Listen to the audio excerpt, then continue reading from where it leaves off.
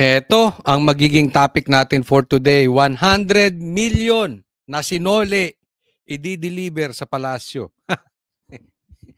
Inyo na lahat ng buong pera ng Pilipinas. Sa amin ang 500 pesos na Noche Buena. Mamaya po pag-uusapan natin yan. Claire, feel na feel maging first lady. Sabi na eh. Di umano. Pangatlo, gusto ni BBM mamatay si PRRD sa The Hague. Okay, papatayin pa nga yan. Tingnan ninyo ha. Maraming kwento-kwento. Alam naman natin ang nangyayari sa ano. Basta mamaya pag-uusapan natin. Mamaya magkaka-heart attack. Pero alam naman natin posibleng anything goes. Malalaman pa ba natin? Mamaya pag-usapan natin yan. Pang-apat, rally ni BBM gaganapin sa linggo. Uy, may rally si BBM.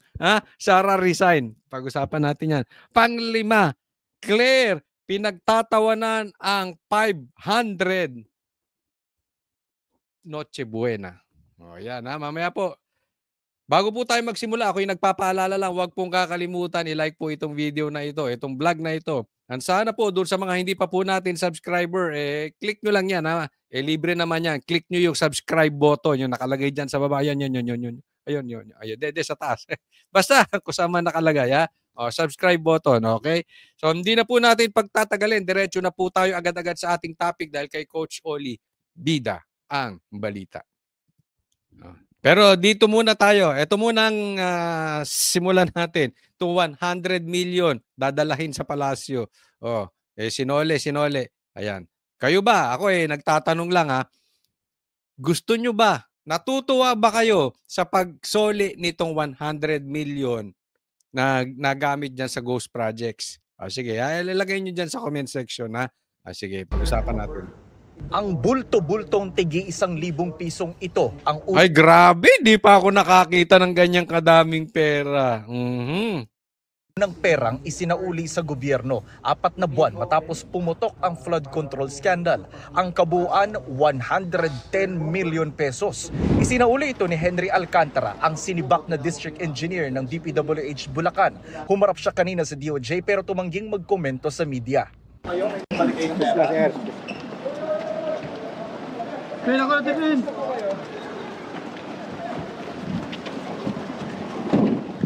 Maayos naman po siya.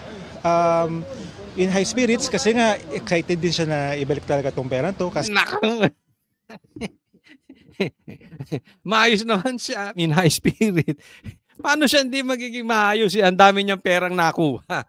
100 million. 110 million isa sa uli. Excited daw. Wow! Kung hindi ba nagkabukuhan, isosoli nyo yan. Naku, kita mo nga. Payat yung kliyente mo dati, lumobo na ngayon ng taba-taba. Siguro araw-araw kumakain ng lechon.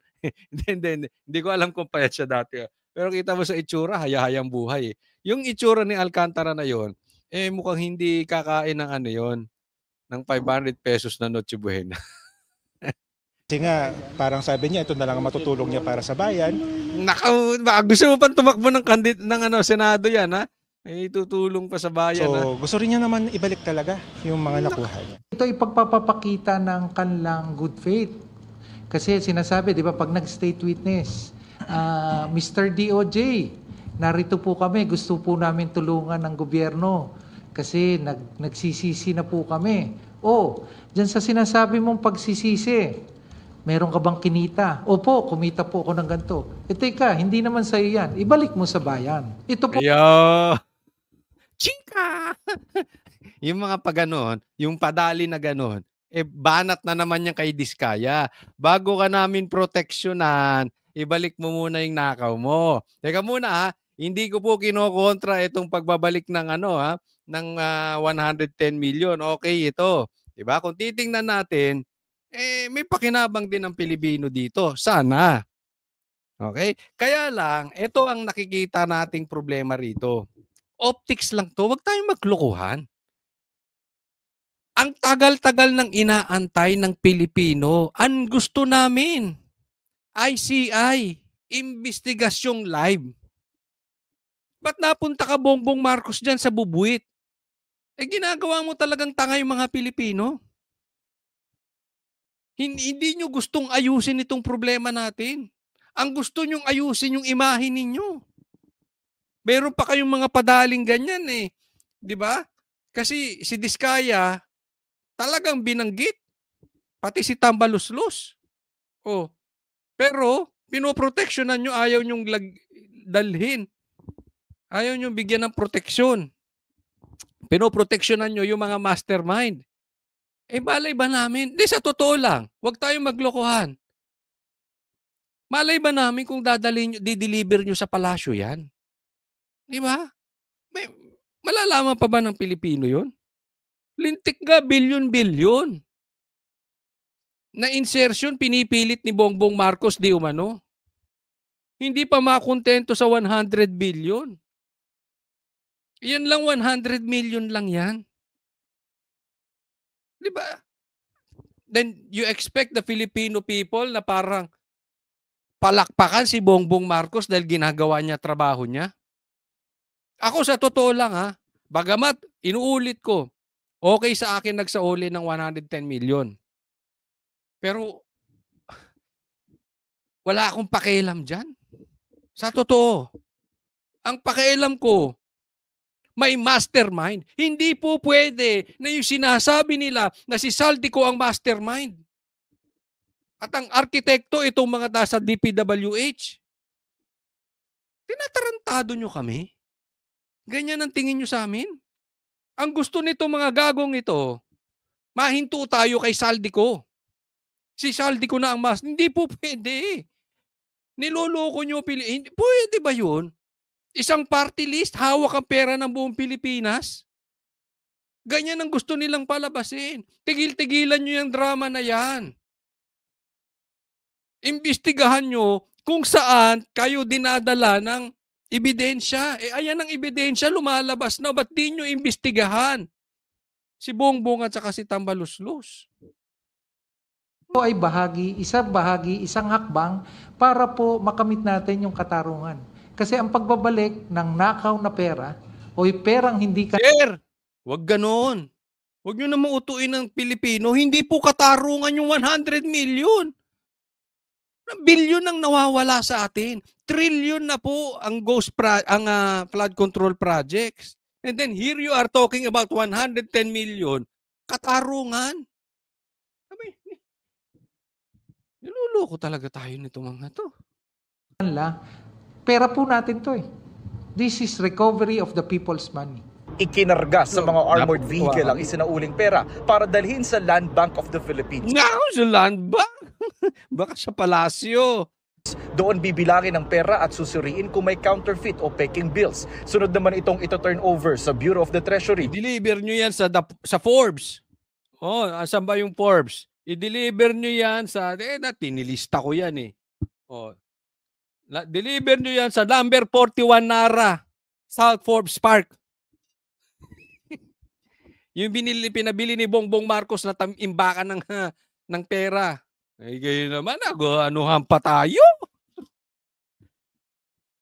Napalusutan nga yung asukal. Yung sibuyas. Oh. Napalusutan nga tayo, pati bigas. Ginawang negosyo nung asawa at bayaw niya. Yung pang 100 million. Malay ba natin kung saan nadadalhin yan? Dapat yan, diniretso na, pinamigay. Binigay mo kay Tambi, total mahilig siya sa ganon. Pagka namimigay ng pera, kailangan siya nandoon. Diniretso na, binigay nyo yan sa sa mga Pilipino. Natuwa pa kami. Para maibalik sa kaban ng gobyerno. Sa pagtutuos ng DOJ, aabot sa 300 million pesos ang dapat maibalik na pera ni Alcantara. Kaya may susuli pa nilang pera si Alcantara sa Disyembre. Pag sinabi niya, halimbawa, nag-deliver ako ng ganito, diba? Nag-deliver ako ng total na 1 billion pesos. At dito po sa deliver ko ng 1 billion pesos, meron po akong kinitang 2%. Inuuri namin yung salaysay, kung makatotohanan o hindi, at doon po namin binabase yung restitution. Pag pinakinggan mo talaga gobyerno, sila ay talagang para sa tao. Concern sila sa tao. Magdiwang kayong mga Pilipino. sa naibalik na 110 million. Leche! Anak ng Marcos. So, hindi. Ako, ito lang. Ito'y aking opinion. No? Pero, sige, kayo. Ilagay nyo dyan. Natutuwa ba kayo? Ilagay nyo sa comment section. Kasi, hindi naman po, ako lang to eh. Baka may nadutuwa dyan sa inyo. Matuwa na lang tayo. Ganon. Lagay nyo. Matuwa na lang tayo. At least nagbalik. Ganon. Oh, sige, magnakaw ulit kayo ng trilyon. Tapos magbalik kayo ng 110 million para ayos na. Okay, o yan na natin. Parang ganon. Lagay nyo lang dyan. Patas tayo eh. Kasi alam ko may maglalagay. Uunahan ko na rin. Diba? Lalo yung mga dilaw, yung mga bashers na nagpupunta rito. Ilagay nyo na rin. No? Pero, seriously, gusto ko rin marinig yung panig din ng yung thinking public. Hindi yung basta ayaw lang makaupo si Sara. Yung talagang hanap hustisya. Kayo ba masaya na dito? Ayon sa DOJ, magsasauli rin ng pera si dating DPWH Undersecretary Roberto Bernardo na aabot sa 1 bilyong piso. Sina Bernardo at Alcantara ay provisionally admitted na sa WPP o Witness Protection Program. Sabi ngayon ng DOJ. Yun yung sinasabi ko sa inyo. Okay, puntahan muna natin. Si Alcantara daw magbabalik ng 1 billion. Okay? Si Bongbong Marcos kailan magbabalik? Di ba? Ilan yung nakuha ni Bongbong Marcos sa insertions? May plano ba siyang magbalik? Tapos yan yung sinasabi nila na pwede na sila sa Witness Protection Program kasi nga nagsauli na sila. Na yan yung pinagtatalunan dati ni Boying tsaka ni Marcoleta dahil bakit hindi nyo ipasok tong diskaya? Pinagsosoli muna. Diba? Ang tanong, sino ang magdidesisyon kung magkano yung amount na isosoli? Wala pa naman sa korte. Anyway, malayo pa yan, but alam naman natin ang panig ng gobyerno nandito talaga eh. Ako, naniniwala ako, itong si Bernardo at si Alcantara, napagtripan ng adik. As simple as that. Napagtripan kayo ng adik, isasakripisyo namin kayo for the sake of optics, magbigay kayo ng pera, magbalik kayo ng pera para mabango tayo, lalong-lalo na ngayon sa panahon ngayon na galit ang taong bayan dahil hindi na-aprubahan yung interim release ni PRRD. So, galit na sila, kailangan may mapakita tayo, hindi naman natin kaya mapakulong si Tambi Loslos kasi pinsan ko yan at pag pinakulong natin yan, puputok sa akin, magsasalita yan, sasabit din ako. So, dyan na lang muna. Kayo na lang muna. Okay? Kayo magsakripisyo. Adik ako. Ganun eh. Di ba?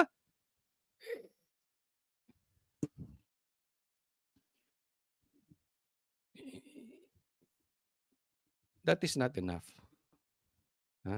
Kasi ganyan din ang ginawa nila kay Saldico eh. Isinasakripisyo para maging mukhang mga muy mabango sa publiko. Hindi. We want the mastermind. It's impossible that these people are masterminds. Not even Saldico. Okay? Hindi namin sinasabing malinis.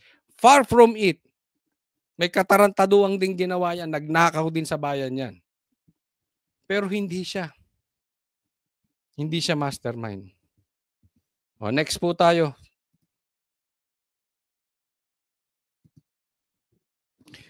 Ito, pag-usapan natin, the one and only addict president in the whole world. Di umano, sabi nung kapatid niya, kailangan maliwanag yun eh. Ito, bago natin himayin tong sasabihin ni Bongbong Marcos, improving ka na, humarap ka na sa camera, nagpatuli na. Marcos, nagpatuli na, hindi na supot. Pero supot pa rin to eh. Bakit? Puro naman ganyan. Puro recorded. Puro press release.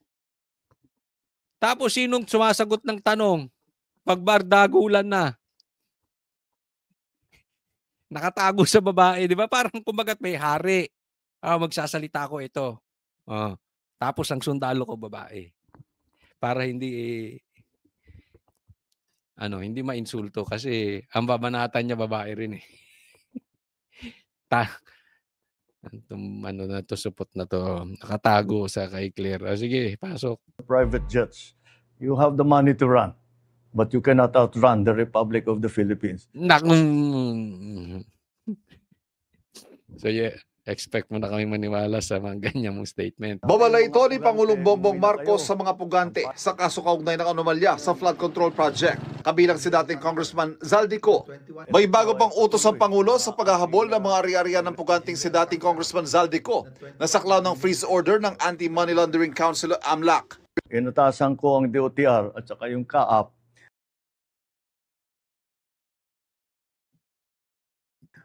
na makipag-ugnayan sa mga kaibigan natin sa Malaysia at saka sa Singapore. Dahil ang mga pag-aari na helicopter at saka eroplano ay mukhang doon tinatago ni Zaldico. Tinan nyo, yung mga eroplano sa mukhang doon tinatago sa Malaysia at saka sa Singapore.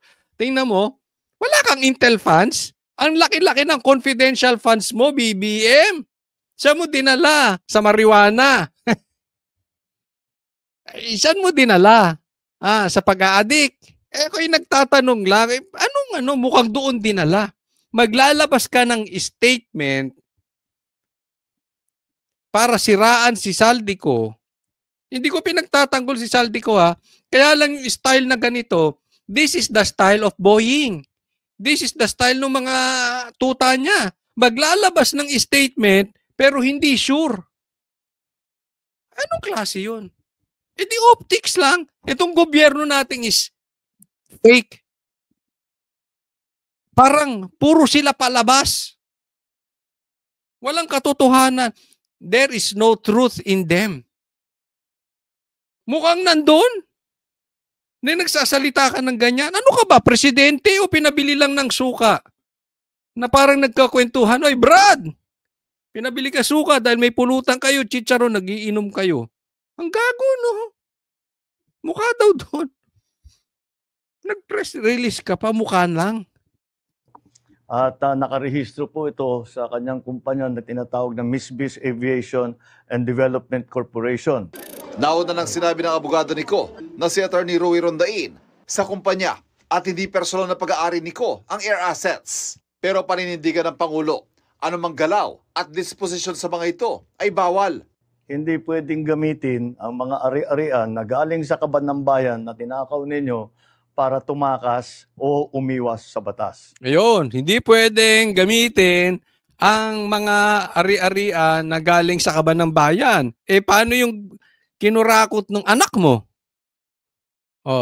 Di umano. Paano yung kinurakot pati hindi naman opisyal na asawa mo?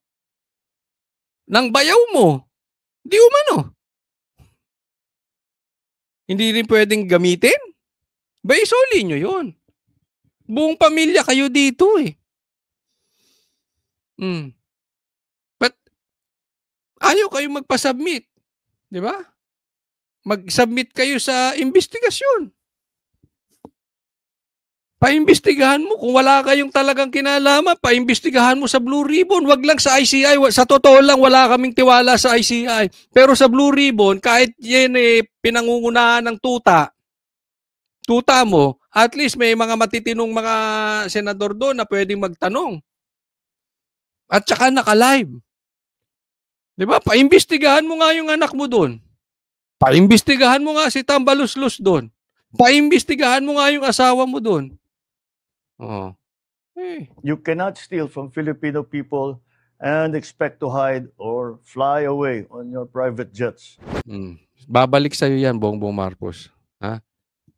You cannot steal from the Filipino people and expect to fly on your jets. Babalik sa'yo yan. Because someday, reckoning will come.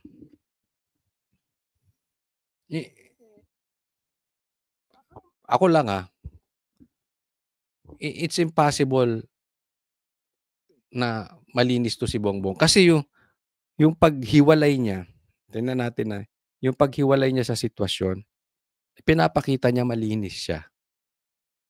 Okay. You are not clean. Alam mo kung bakit ka lang malinis? Sa paningin ng iba? Dahil hostage mo si BP Sara. Halimbawa,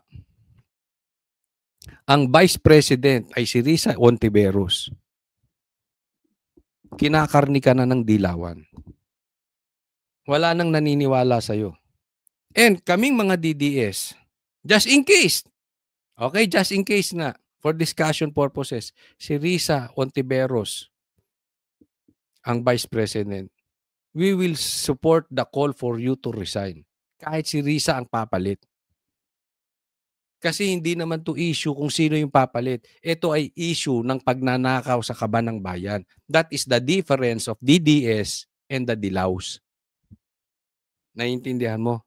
Kaya mukha ka lang malinis, Bongbong Marcos, sa publiko, pero hindi naman talaga. At alam naman nila ang kalokohan mo dahil si Vice President Sara ang uupo. Kaya sinasakyan nyo yung mga optics na ganyan eh. Pero walang naniniwala dyan. Maniwala ka sa akin. Not even the Pinklawans naniniwala sa sinasabi mo. Sasakyan lang nila yan. And expect to hide or fly away on your private jets. Nakalimang video na ng mga akusasyon si Zaldico laban sa Pangulo at kanyang pamilya. Sa pinakahuli, idinawit na niya si First Lady Liza Araneta Marcos, pati sa smuggling ng bigas at sibuyas. Bagay na tinawag na kasinungalingan ni Agriculture Secretary Francisco Chu Laurel. Reaksyon daw dito ng unang ginang. Oh, reaction daw dito. Oh. Anong reaction daw dito ng unang ginang? Gusto niyo marinig ko anong reaction ng unang anong reaction ng unang ginang? Ah, ito. Kilala po natin. Oy, ikaw na ba unang ginang? Pambira.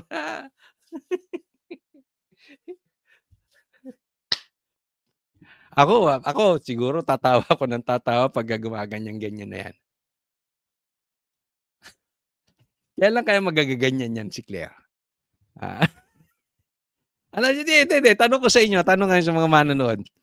Sa tingin nyo darating nga paano magaganyan na rin si Claire? Ako kasi naniniwala ako.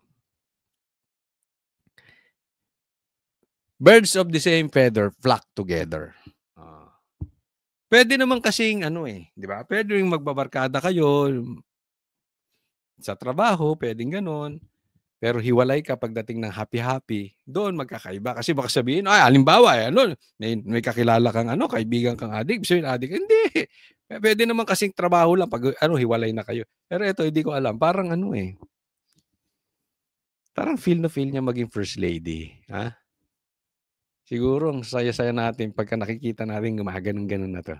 Observe nyo lang. Pansinin nyo lang.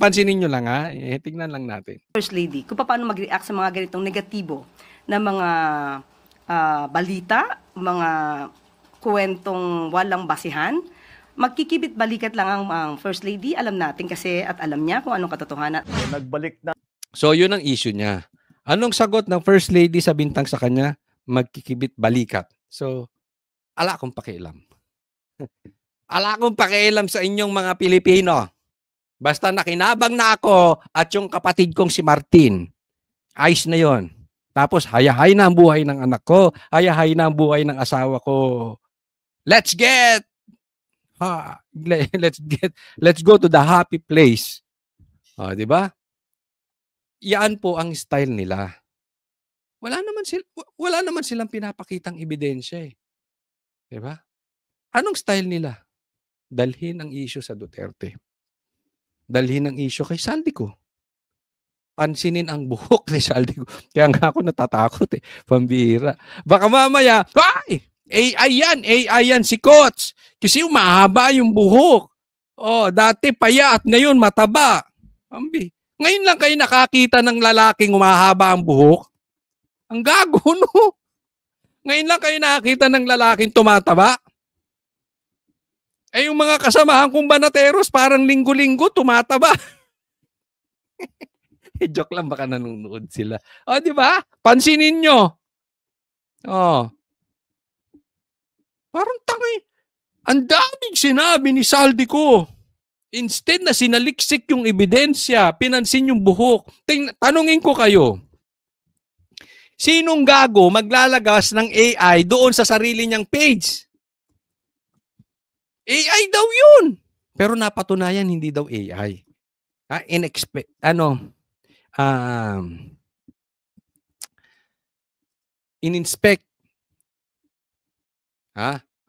Tiningnang mabuti. At may binalita po ito sa isang kilalang, hindi ko na lang sasabihin kung ano dito dahil nagka-copyright kaya hindi ko maipakita. Pero hindi daw AI. Ngayon, pagpalagay natin, bakit ka maglalagay? Sinong gago? Facebook page ko, maglalagay ako ng video ko AI. Di ba? Parang taka, no? Paano sabihin? Paano, coach? Kunwari, hindi naman talaga si Saldico yun. Ginagawan lang nila para malay mo, inipit si Saldico.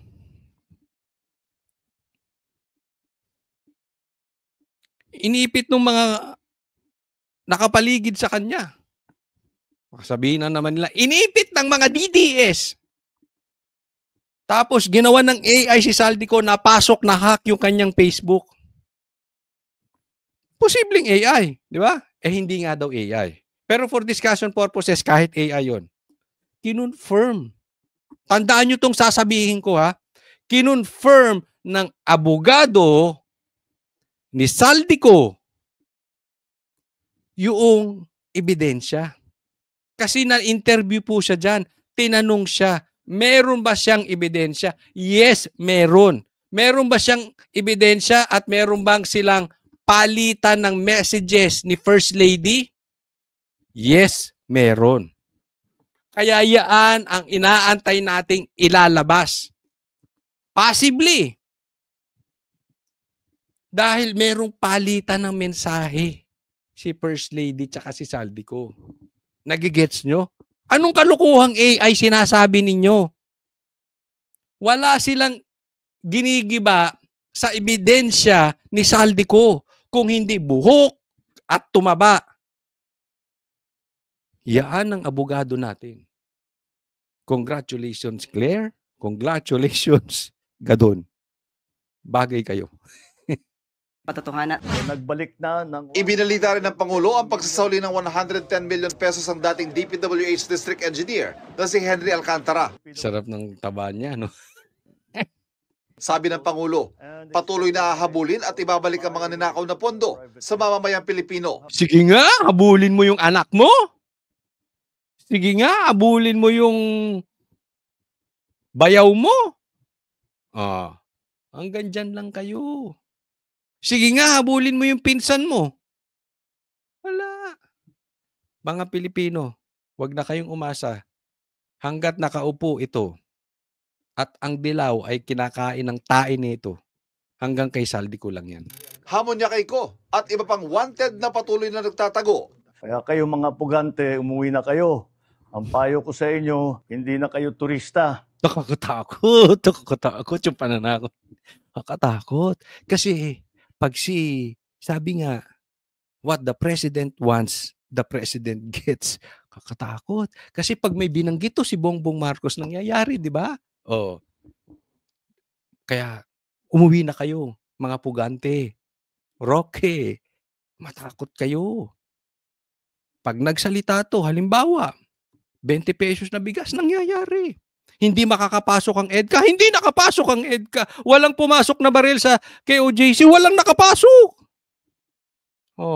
Hindi makakapasok ang ICC sa Pilipinas. Hindi nakapasok. Lahat ng sinabi nito nangyayari. Kabahan na tayo sa statement niyang yan. I'm so scared. Hinahabol na kayo ng batas. Para sa GMA Integrated News, Ivan Mayrina nakatutok. So influential. Lakas ng boses mo. Sige, next po tayo. Ito, pag-usapan po natin itong interim release ni PRRD, ha? Anong naging desisyon at bigyan natin ng komentaryo. Appeals Chamber finds that the defense has failed to show that the Pretorial Chamber erred in its assessment. For these reasons, the third ground of appeal is rejected. Finally, the appeals chamber notes that the pretrial chamber reached its conclusions in relation to the risks enumerated in Article 58(1)(b) of the statute on the basis of a comprehensive assessment of the information before it. So sa madaling salita, denied po ang interim release ni Pangulong Duterte. Tayo po ay nalulungkot dito, pero alam nyo sa katotohanan, expected ko na ito eh. And alam ko expected din to ni PRRD. Dahil itong ICC, hindi po talaga ito, wala akong tiwala dito. Ito po ay political court. Hindi po talaga ito korte ng batas. Ito ay parang Congress, di ba? Yung para sa Congress, na-impeach si BP Sara, pero hindi mapa-impeach si Bongbong. Na ang laki-laki ng confidential funds, ang laki-laki ng nakaw, insertions. Alam naman nila, nakita nila yung insertions kasi sa kanila yun eh. Di ba? Insertions si sa Andrew Marcos, yung pangingialam ng asawa at payaw niya na smuggling, nakaw, di ba? Pero hindi na hinahaian, hindi makapasa yung impeachment sa Congress, sa Kamara. So, same din to. Parehas tong korte na yan. Ito ay korte ng politika at hindi ng batas. Hindi po yan nakabase sa batas. Alam naman natin na wala nang, ang ICC wala nang hawak na kaso ngayon. Kailangan nila si PRRD. Okay? At si PRRD ay talagang matunog. Kasi even leaders in other countries, they respect PRRD. So kailangan nila ang maibibigay ni PRRD patungkol dito. Ito lang kay Bongbong Marcos. Ako sa tingin ko talaga papatayin dito si PRRD. Masakit man, gaya ng sinabi ko nung kinidnap siya doon pa lang sa Villamor. Sabi ko dapat hindi na hinayaan.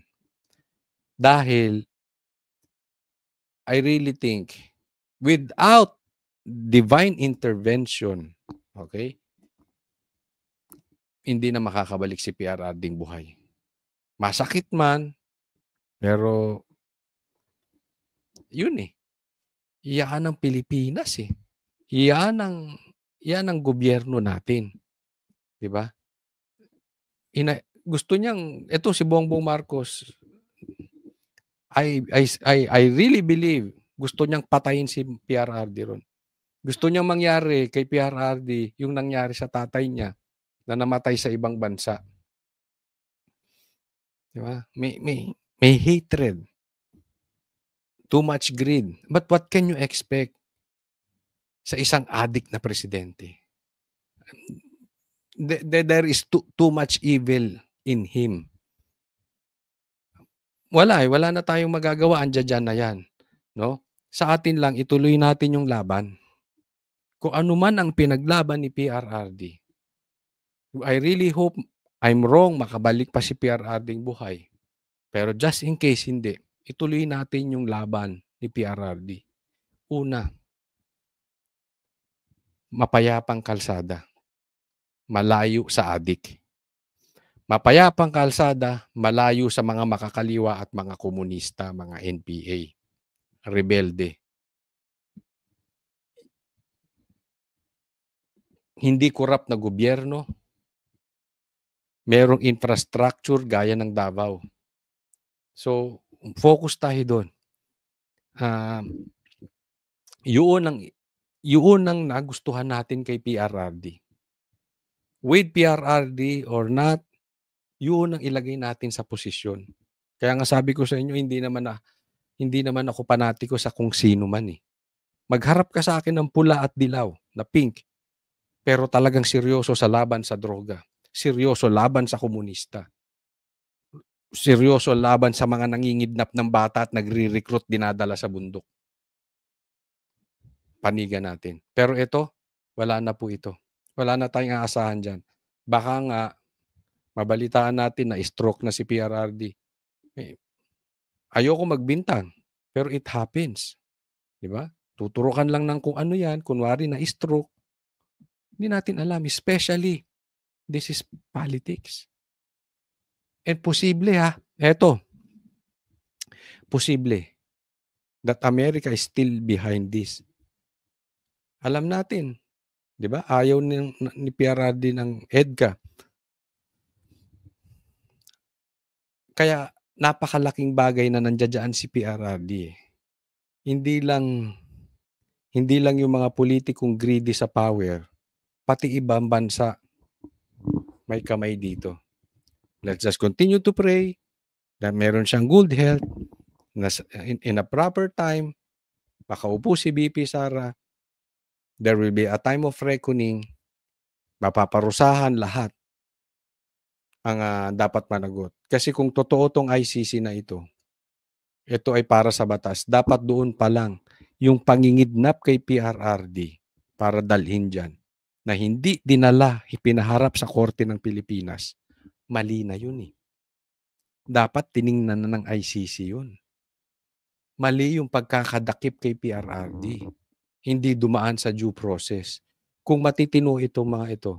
But anyway, itong mga judge na to makalusot man sa batas ng mundo.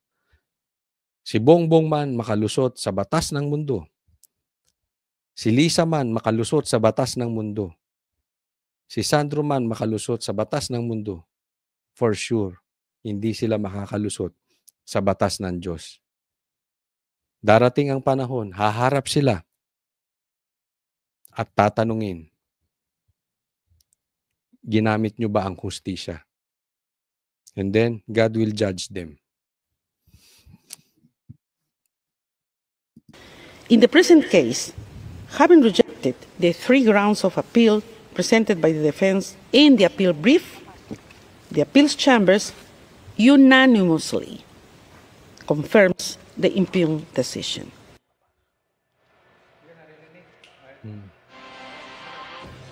Halos siyam na buwan nang nakakulong si Duterte sa The Hague, Netherlands. Para po yan sa reklamong crimes against humanity, kaugnay sa extrajudicial killings sa madugong drug war ng kanyang administrasyon. Pinili ni Duterte na huwag dumalo sa pagbaba ng desisyon. Alam niyo kung bakit sa tingin ko pinili niya huwag dumalo? Alam niya walang mangyayari. Wala. Politika yan eh. Alam niya hindi siya bibigyan ng release. So, tama yung desisyon niya. Bakit hindi siya pinayagan? Kasi may flight risk daw. 'Di ba? Baka daw tumakas si PRRD, baka raw magdelikado yung mga nabiktima, 'di ba? Ano na ba edad ni PRRD? Pambihira naman kayo. Huwag niyong lokohin kami. Okay? Huwag niyong lokohin ang Pilipino. Sa atin lang, matatanggapan natin kung honest sila eh. Pero, niloloko nyo na ang Pilipino, yan insulto para sa atin. Paano tatakas yan si PRRD? Di ilagay mo yan. Ibigay mo kay Boeing. Kung gusto mo, ilagay mo siya sa Pilipinas. Di ba? Ang pagbantayin mo si Torre. Oh. Di ba?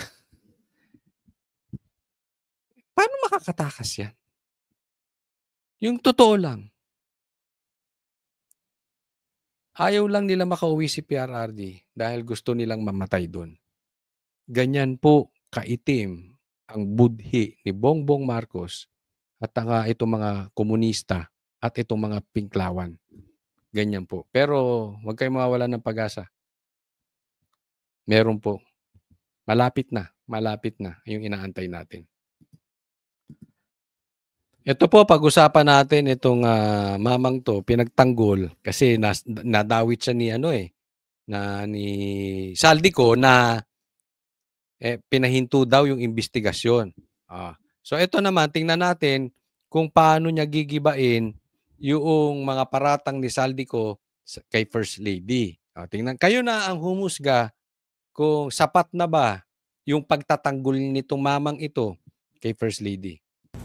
Tungkol sa allegation na pinahinto ko ang Quinta.com hearing dahil may pinakita daw akong isang confidential report na nakasad ang pangalan ni First Lady Lisa Araneta Marcos mismo sa hawak, ang may hawak ng rice importers at involved sa rice smuggling, ito ho ay walang katotohanan. Ayan. So sabi daw ni Saldico, pinahinto niya yung investigasyon patungkol sa bigas dahil hawak ito lahat ni First Lady at nilabas nitong mamang ito yung pangalan ni First Lady. Ito raw ay walang katotohanan. Ano ang ebidensya mo? Fabricated lie ho to. Napakasinungaling talaga niya. Okay, sinungaling siya. Paano mo masasabi na sinungaling siya? Paano mo patutunayan sa taong bayan na siya ay nagsisinungaling? Paano mo papatunayan na fabricated yung sinabi ni Saldico? Anong ebidensya mo? The First Lady has never meddled in any DA matters. Okay, so hindi raw nakialam sa kahit anong gawain sa DA, sa Department of Agriculture ang First Lady. Paano mo mapapatunayan totoo yan? Hindi kailanman nakialam ang ating First Lady. Ito ho yung confidential report na sinubmit namin sa Kongreso. Yan. So yan. Yan ang confidential na isinabmit nila sa Kongreso. So confidential yan. In short, hindi namin pwedeng busisiin. Ako yung nagtatanong lang. Iyaan ba ay ibinigay mo sa press? Iyaan ba ay pwedeng tingnan kung totoo yung ebidensyang isinasabit mo na para patunayan na hindi mo nabanggit ang First Lady dun sa investigasyon na yon? Kasi madaling magganyan eh. Naaalala nyo si Claire? Nagganong-ganon ng papel? Nung tiningnan yung papel, wala namang nakasulat. O, di ba? May video ng ganon si Claire. Ay, balay namin, mababasa ko ba yan? Ang gago. Ay, may confidential lang malaki o, tas mababasa ba yan?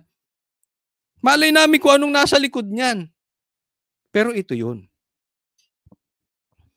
Kung talagang nabanggit nito, yung First Lady, may record yan. Saldico, baka meron kang ebidensya. Total, etong mamang ito, ayaw maglabas ng ebidensya, ikaw na maglabas ng ebidensya. Nabanggit niya talaga na yung First Lady ay sangkot, tapos biglang pinahinto. May record naman dyan sa Congress di ba? O may minutes naman dyan. Unless tinago nila. Unless binura nila. Posibleng naka-live pa yan di ba? We don't know. So, kaya sabi ko, maglabas. Total, sila Bongbong Marcos, walang gagawin yan. Lahat ng tuta ni Bongbong Marcos, hindi maglalabas ng ebidensya, ililipat lang, i-deny lang, sinungaling ka, etc., etc. Kasalanan to ni Duterte, kasalanan to ni Pulong, kasalanan to ni Baste, kulang na lang pati si Kitty siraan. Reality lang. Diba? So, antayin natin. Okay? Kasi, alam mo, kung nakikinig ka rito, Saldico, sana makarating to kay Saldico. Etong ginagawa nila, na talagang in denial, hindi raw sabuat dito si First Lady. Maybe you should focus on the First Lady. Baka meron kang mga hawak na ebidensya. Gaya ng sabi ng abogado mo. Narinig ko yun sa interview. Meron kayong messages. Nagte-text kayo ni First Lady, di umano. Labas mo. I don't know. Kasi baka mamaya anti-war-tapping law yun. Hindi ko alam. Pero may ebidensya. Okay? And sabi ng abogado mo may ebidensya. Labas mo. We will see who's credible. Diba? I mean, kahit nandoon siya hindi nakapasumpa versus the president here na merong intel funds and confidential funds hawak niya ang gobyerno, hawak niya lahat ng ahensya, hawak niya ang executive, cannot even present evidence. Ngayon, nasa isang malayong lugar, pero nakakapagpresenta ng evidence. That is purely ang papaniwalaan ng taong bayan. Mas paniniwalaan si Saldico kesa kay Bongbong. It's as simple as in denial lang. Halimbawa, yung drugs. Ang dami na nagsasabi addict siya. Even yung kapatid niya, almusal niya marijuana. Anong sagot niya? Deny lang. Deny lang. Hindi raw yun ang kapatid niya. Yung nagsalita sa harap ng INC, ilang daang libo yun. Hindi yun nagsalita. Hindi raw niya kapatid yun. Sino yun? Ang gago, no? Ganun lang. So, sino papaniwalaan? Yung may ebidensya. So baka ikaw, you focus on Lisa. Siguro. Labas ka na ebidensya. Wala ho pangalan ni First Lady dito. Napakasinungaling. Paano na yung malalaman walang pangalan? Di ba? Yun lang sasabihin niya, napakasinungaling.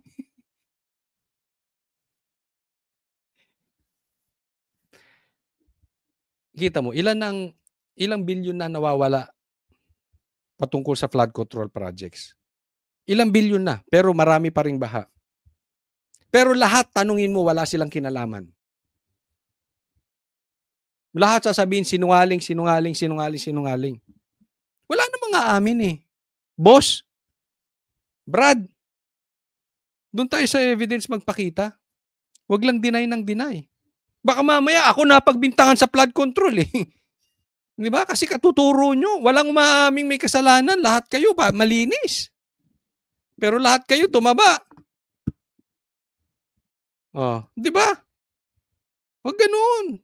Pag nag-deny ka, pakita ka evidence. Huwag yung deny. Adik. Hindi ako adik. Ganon. Yun lang. Kada deny evidence, deny evidence, deny evidence. Para credible. Tama o tama-tama. Ako ba tama? Hindi, pakilagay niyo dyan. Oh. Paano ba pag nag-deny ka? Okay lang. Kasi presidente, deny ka lang. Next po. Ito. Pag-usapan natin. Pag-usapan natin ito. Maganda to. Pakinggan nyo, ha? Okay, may tanong si Ted Filon. Kung ako'y magdadala ng Sara Duterte resign, yun lang ang placard ko pwede. Yan, malinaw ang tanong. Kung magdadala ako ng Sara Duterte resign, pwede. Tanong sa kanya yon. Tingnan mo ang sagot. Well, tayo po naniniwala po tayo na kailangan din panagutin ni Sara. In fact, nag-file nga po at nag-endorse ng impeachment tayo against kay Sara. Iha! Saan ka na napunta? Tinatanong kung pwede. Paano ka napunta dyan sa nag-i-endorse? Opo. So, pwede yun. So, inulit niya. Pwede yon. Kasi hindi para malaman namin, kunwari kami mga magrarally, magdadala kami ng Sara resign. Pwede yon. Anong sagot mo? Well, tinan yung reaction ni Ted Filon. Well, para sa atin po, dapat. Alam mo ito, babaeng to? Pakinggan nyo, parang si Risa Ontiveros. Ikot. Meron akong kakilalang ganyan, kaibigan ko. Oo, vlogger. Ang simple ng tanong.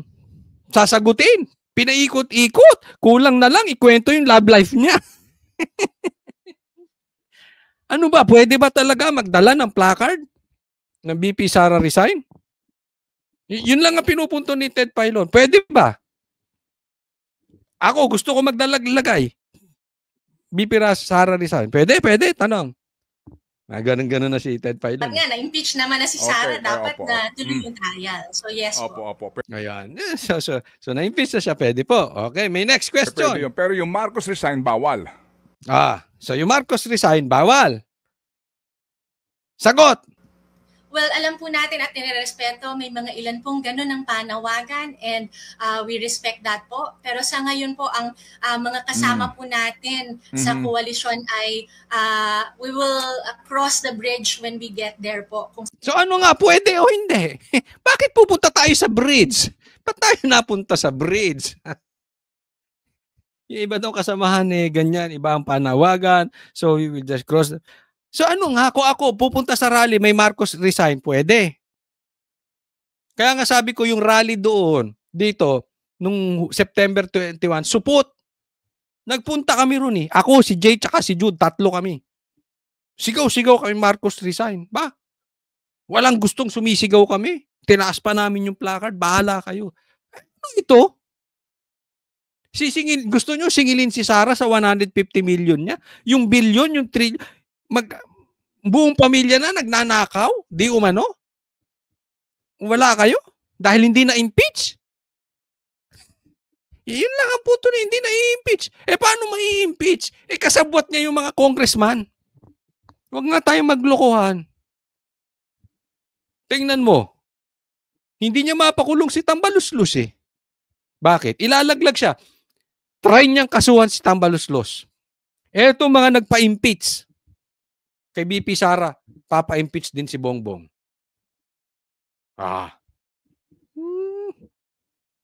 Kaya hindi niya mag-allow itong magpinsan, hindi sila magkagalawan kasi magkakalaglagan sila eh. Ano, pwede hindi? Sakali man na the evidence points to that and makita natin in the same manner na nag-file tayo ng impeachment kay Sara Duterte, if the evidence points to another possible complaint na diretso rin sa impeachment para kay Marcos, ay hindi po tayo mag-aatubili. Basta yun ang ituro ng ebidensya and yun din po yung mga opening that this crisis provides. Yes. So, yung explanation niya, kitang-kita mo na defensive. 'Di ba? Alam niya kasi mali eh. Bakit po pwede ang Sara resign? Bakit hindi pwede ang Marcos resign? Kaya niya inikot ng inikot. So simple lang yung tanong ni ano eh. 'Di ba? Wala namang connection sa impeachment. So you are talking about the impeachment na merong lead. So ibig mo sabihin yung rally na yan is not about accountability. It's about impeachment. Kasi yun lang ang pinagkaiba eh. May impeachment na si Sara, si Bongbong wala. Pero ang pinapanagot sa flood control projects, pinikit ninyo mata ninyo. Yung tenga ninyo, tinakpan ninyo. Bilyon-bilyon. Hindi ka ba nahiya sa sarili mo? Ang daming namatay sa Cebu, nalulunod. And you are here talking about the confidential funds of BP Sara. Anong konsensya ka? May Diyos. Ako lang tatanong lang sa'yo, Iha. May Diyos ka ba? May Diyos ba kayo? Nagtatanong lang. Naniniwala pa ba kayo sa Diyos? Tanong lang naman. Wala namang masama siguro. Kung yan ang gusto nyo, bahala kayo. Pero yung rally nyo is about the impeachment? Ano to? Kaya sabi ko, hindi na ako atin ng rally pag ganito lang. Kung ang rally nyo pang support, ayoko pupunta. Rally tapos ihihinto. Pang support. Huwag na mag-rally. Ang daming bawal. Hindi, pasensya na dun sa mga ano kasi ako, marami akong kaibigan mga DDS na talagang sila ay for the, gusto nila mag-rally. Okay yun, naniniwala ako dun. Actually, dapat ganun. Pero naiinis ako nung pinagbabawalan na magba-Marcos resign. Ano to? Kasi pagkaganyan, masasabi ko sa inyo,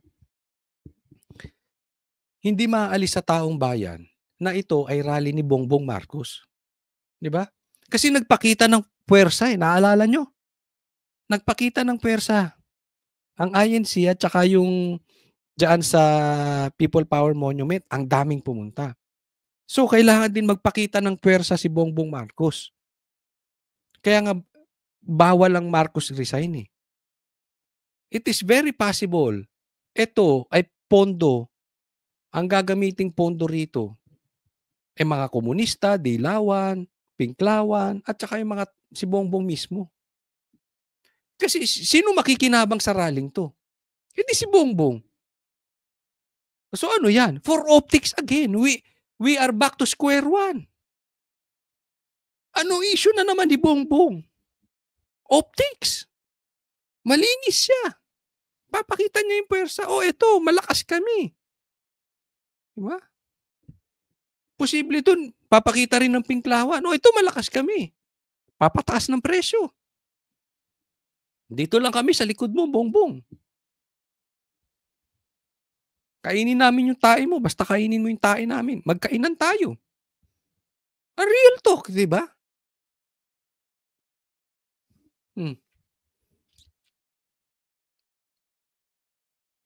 Asan ang karakter ng rallying to? Asan ang credibility ng rallying to? So, ibig sabihin, iwasan natin yung pinakamalaking problemang flood control. Focus tayo dun sa impeachment. Iha. Are you born yesterday? Ma'am, well said. Ano po? Sabi nga po ninyo. Ayan, i-explain ngayon. Tingnan nyo, i-explain ni Ted Filon. Okay?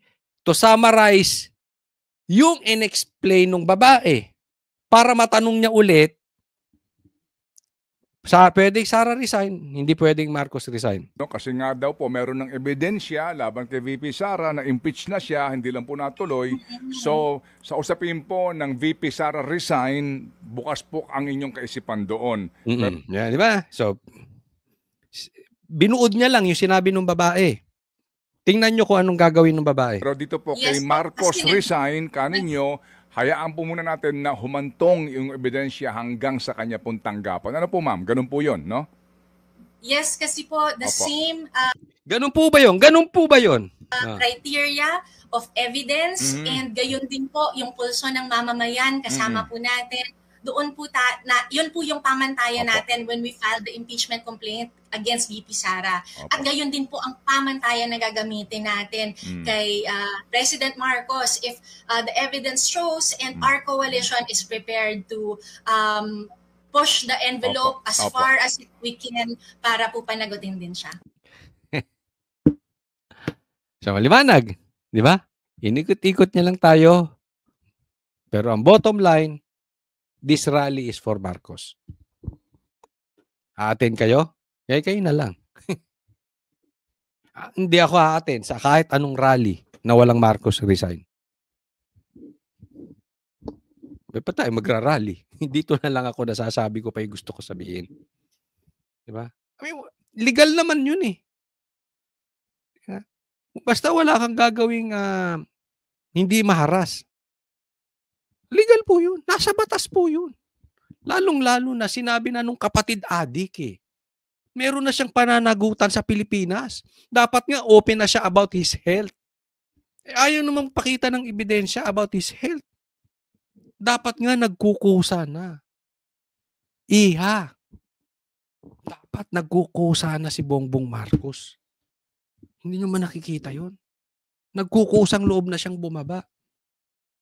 Sa grabe ng ito, totoo man or hindi, dapat bumibitaw na siya para ipakita sa taong bayan, sige, hindi ko i-impluwensya ka ng investigasyon. Total na, dawit na yung anak ko, yung asawa ko, at yung bayaw ko, at yung pinsan ko. It's proper na mag-resign na ako para makita ninyo, hindi ako makikialam. Hindi ko gagamitin ang kapangyarihan ko sa investigasyon. Pero wala eh. Tapos yung mga katulad nyong akbayan, ganyan pa ang ginagawa. Eh tanong ko lang, may Diyos ba kayo? Tatanong lang. Next po tayo. Ito, bigyan natin ng himayin natin ito. Napapanahon itong tanong niya eh. Yung sa 500 pesos na Noche Buena. Kayo po tatanungin ko. Sa tingin ninyo, sa pamilya ngayon, kasya ba ang 500 pesos na Noche Buena? Tanong ko, ha? Sige, pag-usapan natin. Lagay nyo sa comment section. Kasya po ba ang 500? Personal ko, kung magkukompute ako, kung bibili ako ng 1 kilo na ham na mumurahin, hindi yung may brand, pwede. Ham lang. Wala po si spaghetti. Depende kasi. Depende yan eh. So, sabi niya, kung bibili ako ng ham na mumurahin, walang tatak 500. Pwede. So, wala nang spaghetti. Wala, yun ang handa nyo sa Noche Buena, ham lang. Wala nang soft drinks. Pero ang tanong niya, wala bang spaghetti? Kung anong bibilin mo. Ano ba ang balak mo? Kasi di ba may nabibili naman na nakapack na yung pang chop suey. Mura lang yun. Tapos bumili ka ng bihon, toyo. Spaghetti, lalagyan mo ng pang chop suey, tapos bihon, tapos toyo. Ano ka ba? Adik ka na rin. Adik ka ba? Saan ba tayo napupunta? Nasa spaghetti tayo eh. Pag ganon yung mo, bakit napunta ka sa sa chop suey? No, pero kasi po kanya-kanya tayong paniwala sa Noche Buena, no. Ako kasi hindi ko masagot kung okay ba yung 500 o hindi, but definitely napakaliit nun. Napakaliit niyan. Pero hindi kasi ako particular doon mismo sa kakainin. Kaya lang kasi sa Pilipinas, talagang we respect yung gathering ng family, di ba? So nauunawaan natin yan. Kanya-kanya po tayo ng upbringing, no, merong magarbo, merong hindi. Sa akin lang, total na topic natin dito. Let's not forget the reason for the season. Yan ang pinaka-importante sa lahat. Di ba? Bakit tayo nagse-celebrate ng Christmas? Para alalahanin ang kapanganakan ni Jesus. Si Jesus na namatay at nabuhay para iligtas ang ating kasalanan. Okay, so yun po ang bakit taon-taon sineselebrate natin yan. Actually, yan ang isa sa nakita kong magandang nangyari sa Pilipinas, that most of us, we believe in Jesus Christ. And most of us are Christians. Yung iba lang talaga merong magnanakaw na napapariwala, no? But in a whole, yan siguro ang naging blessing na rin natin sa Pilipinas that we believe in Jesus. The reason for the season.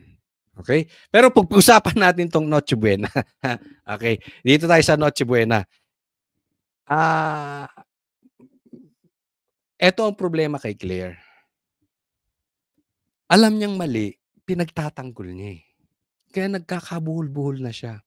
Kaya tuloy yung kanyang credibility. Di ba? May natututunan ba kayo kay Claire? Wala. Gusto niyo lang pagtawanan, masaya kayo. Masaya yung araw ninyo kasi nakikita niyo siya nagsasalta. Di ba? Sa totoo, nalungkot tayo nung nawala ito. Na-miss ko din. Hindi ako nag-vlog. Isang araw. Wala tayong pagtatawanan. Di ba? Anyway, yan ang problema sa mga to. Even yung mga vloggers ni Bongbong Marcos. Kaya sila nagmumukhang hypocrites. Kasi alam nilang mali eh. Pinagtatanggol. Ito kitang-kita mo, mali talaga. Ano klase yung 500 pesos? Pwede namang aminin. Hindi niya namang kasalanan yun. Di ba? Di sana. Hindi. Mali siya. Hindi talaga kasya. Pero ito, justify pa eh. Diba?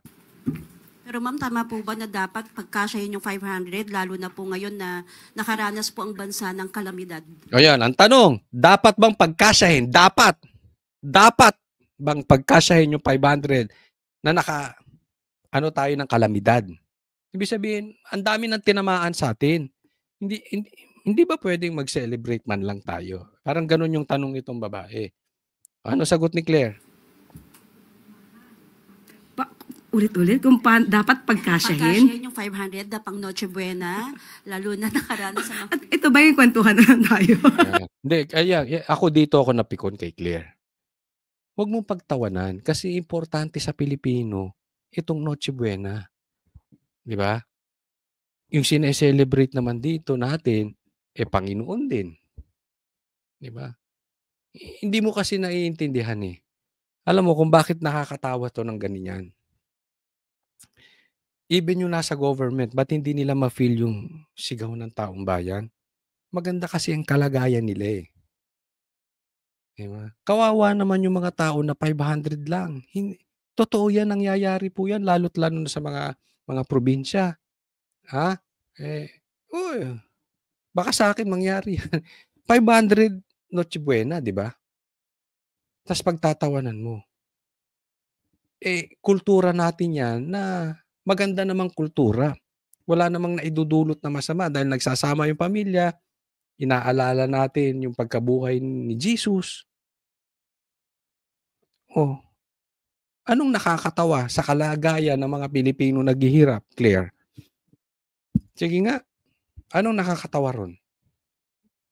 Dahil marami kang kita? Hindi mo masusubukan yon? Depende. Kasi kung yun lang naman ang kaya ko. At kaya ko namang tumingin sa mga may discount.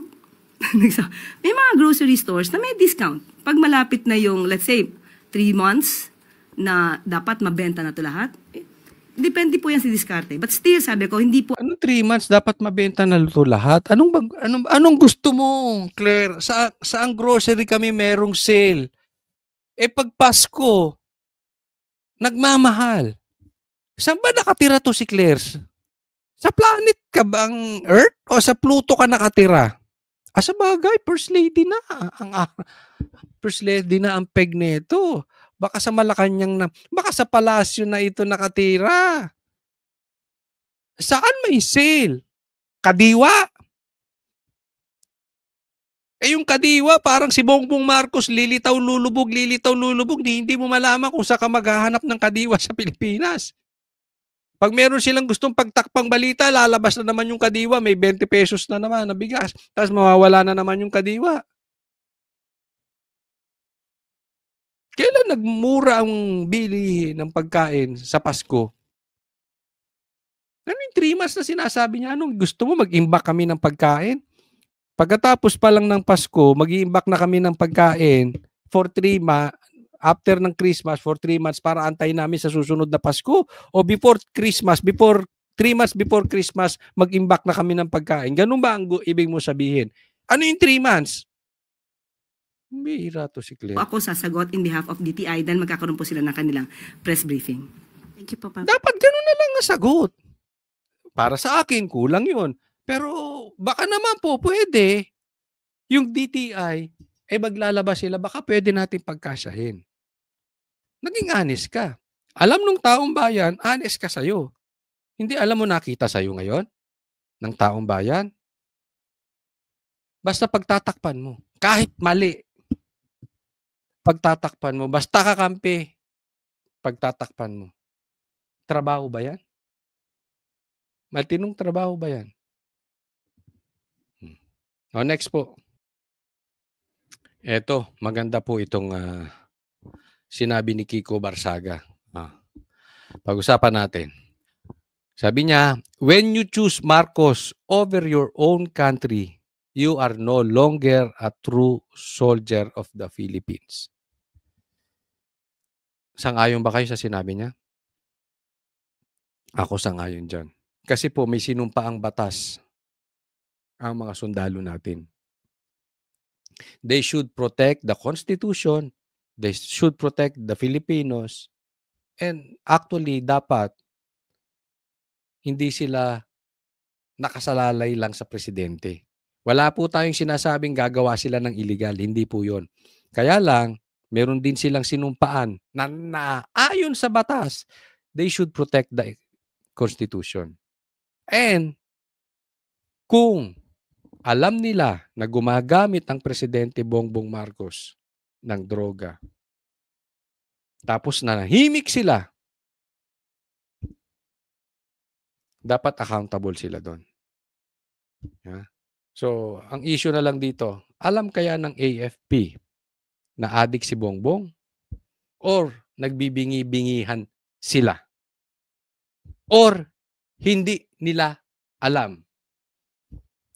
Kasi lumalabas ngayon, they are choosing Bongbong Marcos over us, Filipinos.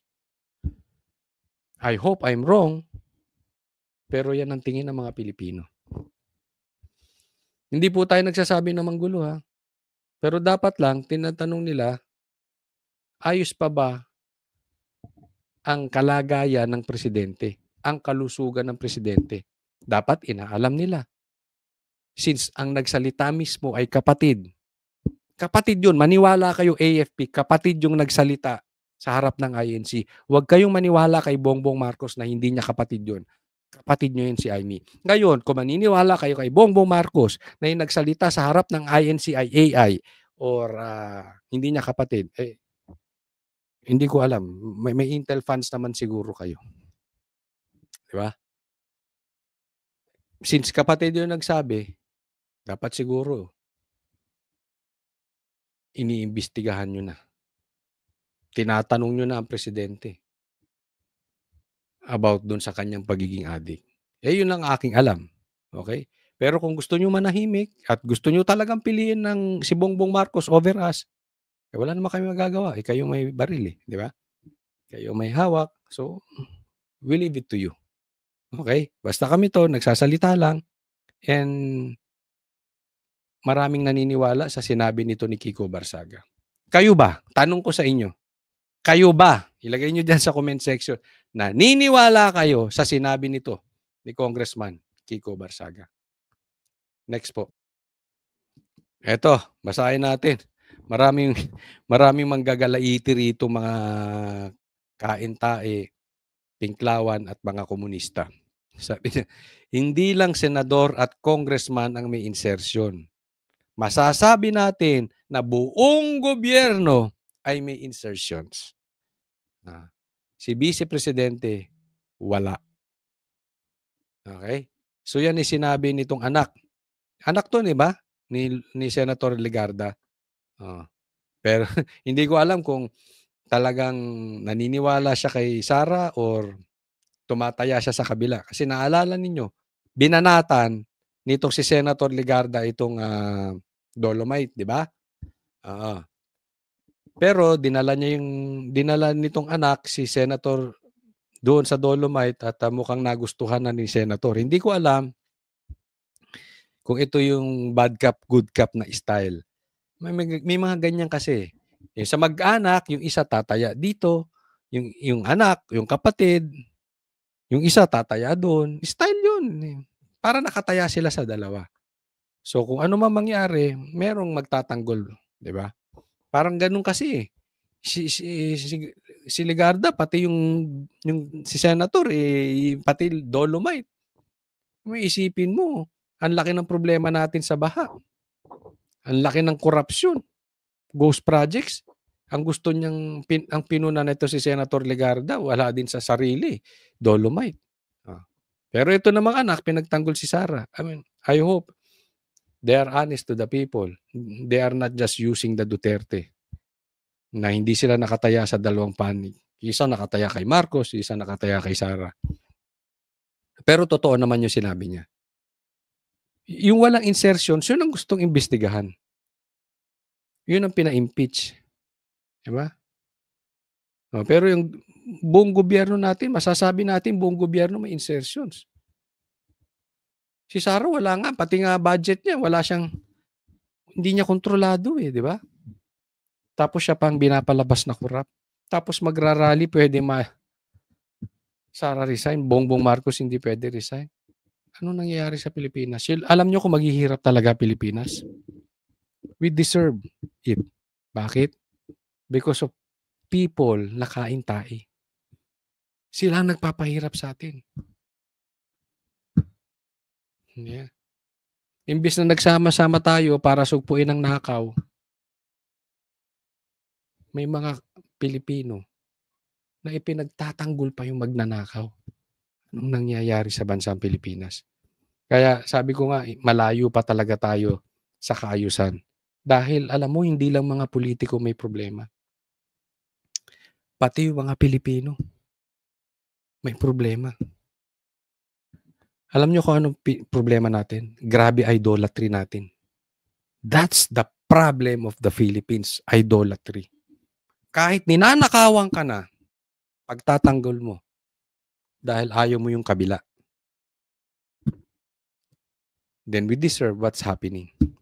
Maraming salamat po sa mga nanood. Sana po wag pong kalimutan, i-like po itong vlog na ito. At sana po doon sa mga hindi pa po subscriber, tayo nagpapaalala lang, konting lambing. Sana mag-subscribe kayo. Click nyo yung subscribe button, libre po yan. Ha? And sana po yung mga vlogs natin mapanood nyo simula't simula hanggang sa matapos. Maraming salamat sa mga nanood sa atin. Kita-kits po tayo ulit. God bless everyone.